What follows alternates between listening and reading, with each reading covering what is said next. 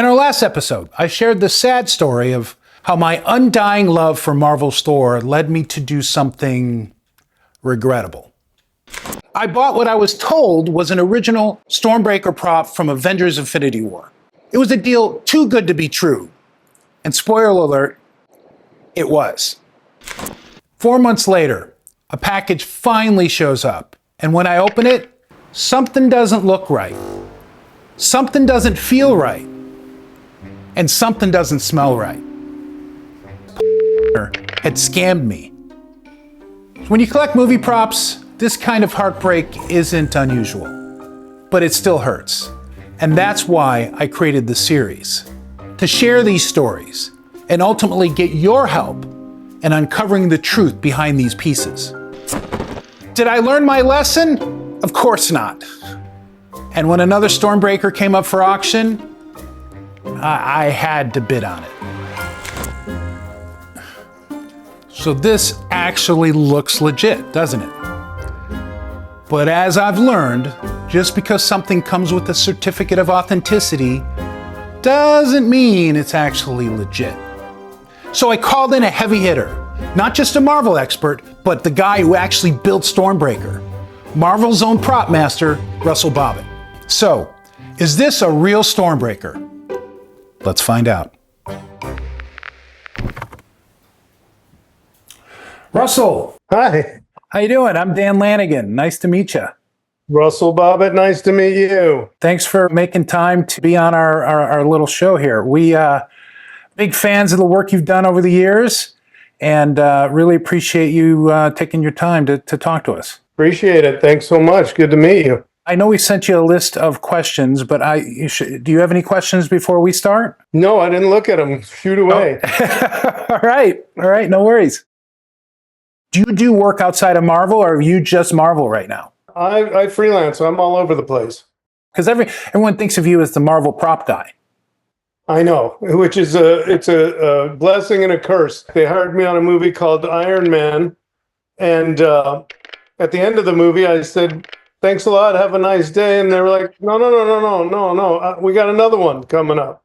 And so I did that. And then about 5 years in, we moved to Georgia, and they started shooting everything in Georgia. Well, after each show in Georgia, I raised my hand and said, "Okay, I'm going to go back home. I live in California. See you later." And they were like, no, you're not going home yet. So they had me for about 20 years. And I don't know, I think it was about 20 feature films and 10 or 15 streaming shows. Well, I'm curious, how do you feel about the collector world?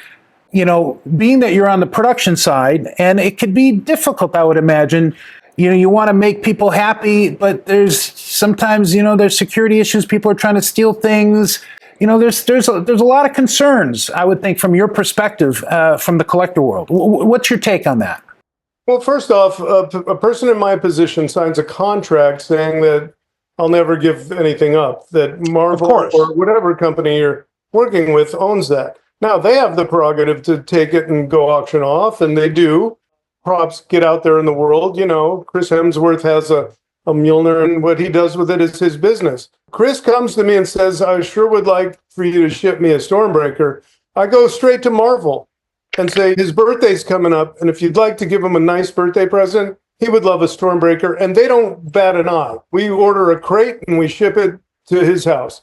And so they're very open to that kind of thing, and they often have a shield signed by all the actors for somebody that is retiring or somebody to move on. They're very generous like that. They're also very cognizant and crazy about spoilers, right? So they don't want anything getting out prior to the film being released. And then afterwards, a sequel is going to come up, or a prequel, where we need those props again. Now, That's right. When they release, 10 or 15 Captain America shields, and I don't have them for the next movie to use them, that's a hit of $200,000. I gotta remake them all, and they're not cheap. So they've been really careful. They did that one big Christie's or Sotheby's auction years ago. It was with Profiles in History. They did Captain America. Yeah. Yeah. There you go. And I went to do some more Captain America stuff. I said, okay, I need this, and that from the archives. And they were like, we auctioned that stuff off. I said, okay, cool. I have to remake it, and this is how much it is. That's right. No harm, no foul. I know how to make them. But here's how I feel about fans and collectors. I'm a big fan of collectors, and I'm a big fan of fans. Because without collectors and fans, I'm out of a job. And then I add a third category to that not a lot of people know about, but some may. I do some philanthropy. I take the Captain America shield and the Thor hammer to special needs classes. Yeah, and I put smiles on kids' faces that parents tell me they've never seen before. The pieces have power, don't they? Oh, it's crazy. And I never knew why until I met a parent of a disabled child who explained it to me. So I have a great deal of respect for all of those categories. And, I've done a couple panels at Comic-Con and LA Comic-Con and Dragon Con and all the places. And collectors will come into my panels and they'll tap me on the shoulder and say, I have a bank account. We need to talk. But I don't sell Marvel props. So when they get out, Marvel will come to me and say, look at that prop. Somebody got it. Can you see if it's real or not? And I'll usually know at a glance whether it's one of my props or not. The film companies try to stop that stuff, but they also don't mind it a little bit. Free press, right? It falls into the category of any press is good press, of course. Do they want things stolen from them? No, obviously. No one would. But however and wherever you get your stuff, is none of my business. Well, it's interesting. There have been, I've been a collector for a long time, and I've seen a number of pieces that have come out of productions, and some of them were Marvel productions that were too good to be replicas, but not screen used.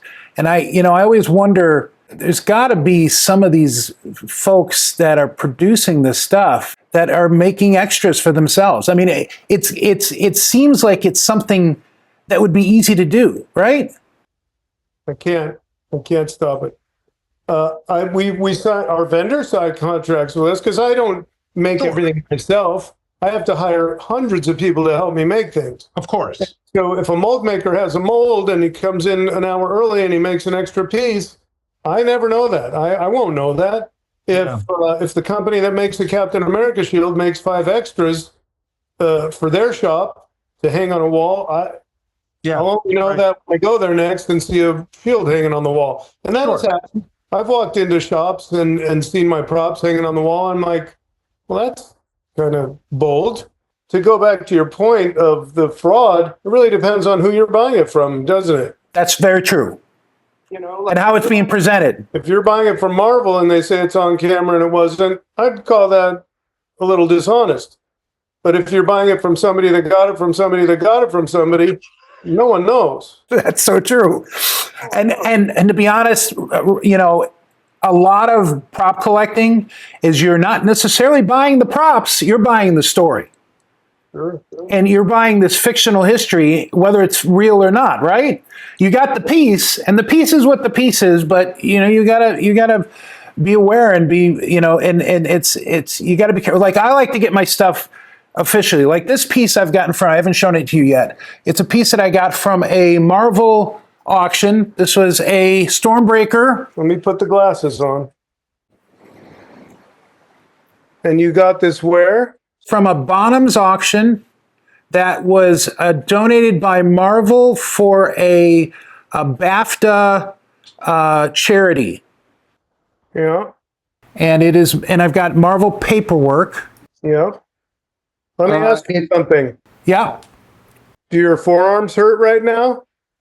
It's heavy. It's not super heavy, but it's heavy. It's got it feels like the handle is made out of a resin material, maybe fiberglass. The head is made out of rubber, a dense rubber.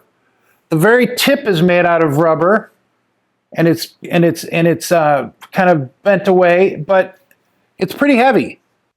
Yeah. Okay. So I'll say this. I'm proud of that because I thought it was real. Okay, that's great.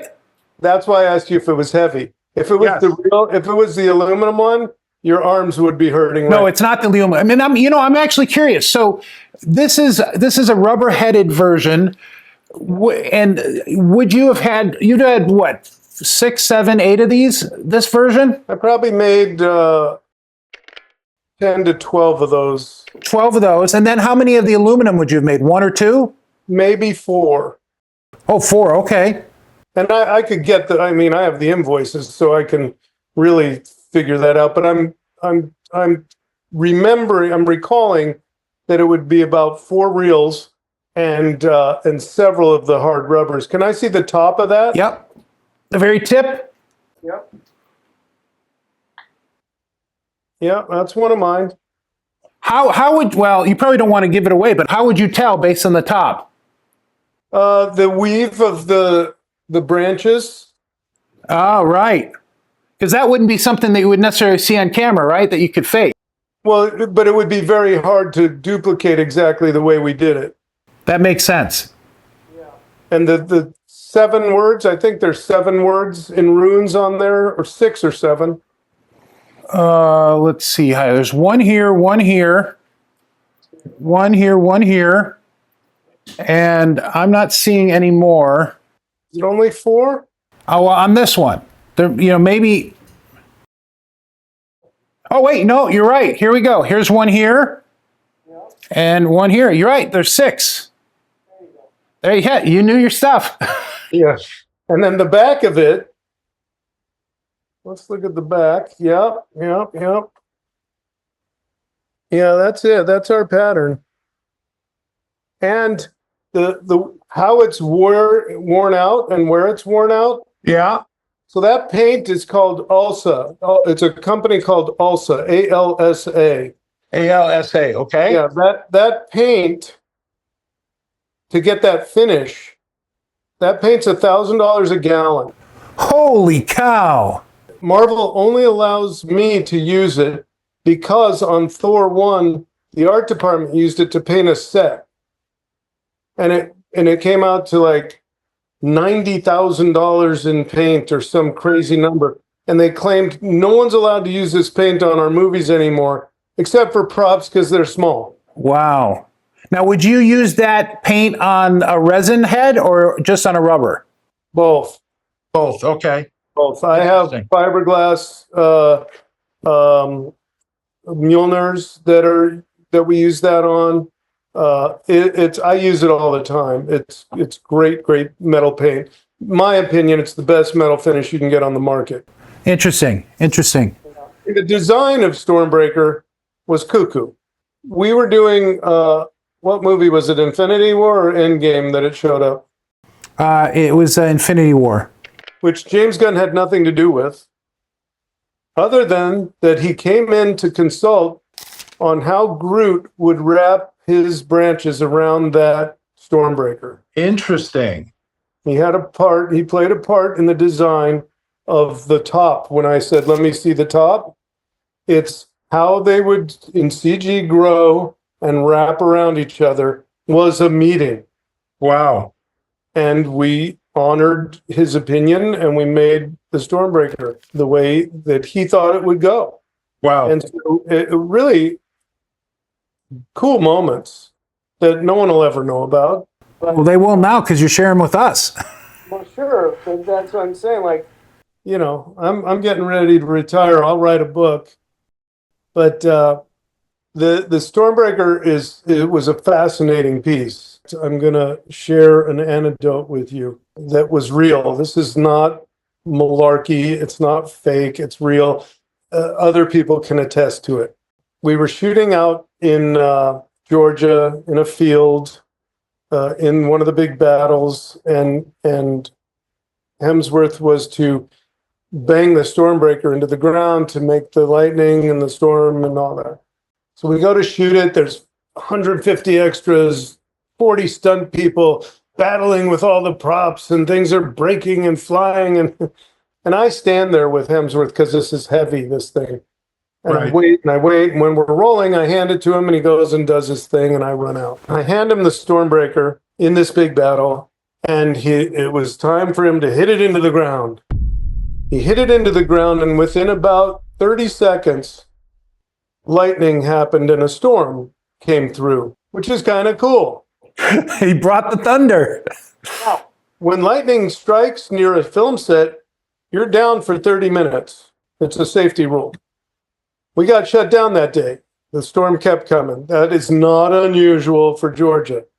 Right. So we came back out the next day to shoot the scene. I hand him the Stormbreaker. He throws it in the ground. We get shut down a second day for storms. Not a joke. Not kidding. It's real. Wow. Witnesses. And this happened 3 days. The third day, they said no longer is he allowed to hit that with the ground. Do not let him hit the Stormbreaker into the ground. Oh, that's funny. Complete coincidence, of course. But still, how can you not see provenance happening there, right? But, listen, it's the passion of filmmaking. The producers, the director, the actors, everyone was afraid to let him hit the ground with a fake Stormbreaker. That's great. That's great.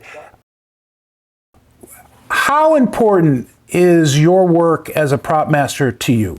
I imagine you're pretty proud of the work you've done, and you've affected a lot of people's lives through the work you've done. How important is it to you? A brilliant question, because I don't know that it's ever been asked. It's my life's work, right? Let's ask Da Vinci how he feels about his art. Let's ask Picasso. Let's ask Andy Warhol. What his world is about. I dug deep into the world of props from the time I was very young. I walked into my mother was at work when I was 6 years old, and I walked into a room and I saw a record player turning. And my mind looked at that record player and said, why is that turning? Why is that turning? And I went in and I got a screwdriver, 6 years old, and I took apart the record player. While it was plugged in, by the way, took it all apart, got down to the gears and the belts. And then my 6-year-old self said, oh, that's why it's turning. I equate that moment to what I do now. I'm curious. I'm passionate. I'm proud of the moments where I would go to the toy store at Christmas time to buy Christmas gifts for my kid. Yeah. And I see a line of people pulling arc reactors off the shelf and Thor's hammers and Planet of the Apes dolls and Flintstones stuff and all the movies, right? It's got to feel good. And I would stand at the end of the aisle and stare, and the parents would look at me like I'm some kind of creeper. But what they didn't know is that I designed all that stuff. That's right. And it was just a moment for me and no one else. I'm proud that I can design, engineer, manufacture, and maintain a prop on a set without any college degree for any of those things. You can totally tell that you love what you do. Do you feel that what you're producing is art? Because I certainly do. I look at it in steps. I look at it as art in the creation of it. Once it's made, it's done, the meetings have been had, the illustrators have drawn, you've got it built, then it becomes more of a job. Then it becomes a maintenance situation. Oh boy, how is Stormbreaker going to last without breaking for 90 days of shooting? Right. How am I going to build it right, and so on and so forth. So it's an art to design and create it. And then it becomes a job in that I have to make sure that to finally succeed with my piece of art, it's got to last. It's got to be practical. It's got to be real enough to last. Now, then there's another step after the fact. The film's out. Collectors have the piece. Fans are crazy about it. 10,000 people on an Instagram reach out to me and say, oh my gosh, show us the Stormbreaker. It becomes a new piece of art when it starts traveling to the fans. It is the Picasso. It is the Mona Lisa. It's what, it becomes, and for that, I get very proud of those moments. Yeah, I would imagine. I need the gauntlet. Oh, I'm sorry, it's in Paris on display. It's at the Louvre, right? All Paris, let's get it back. So Russell seems pretty confident that this is one of his, which makes me feel very relieved. But you never know what you're going to get when you talk to the guy that actually built it. Next to Mjolnir, Stormbreaker is one of my all-time favorite props. And getting to hear how it was made from the guy who made it, it almost makes getting ripped off worth it. Almost. Thanks for watching. And hey, if anybody comes up with a good tagline, please put it in the comments below, because we can really use your help in coming up with a better way to end these episodes.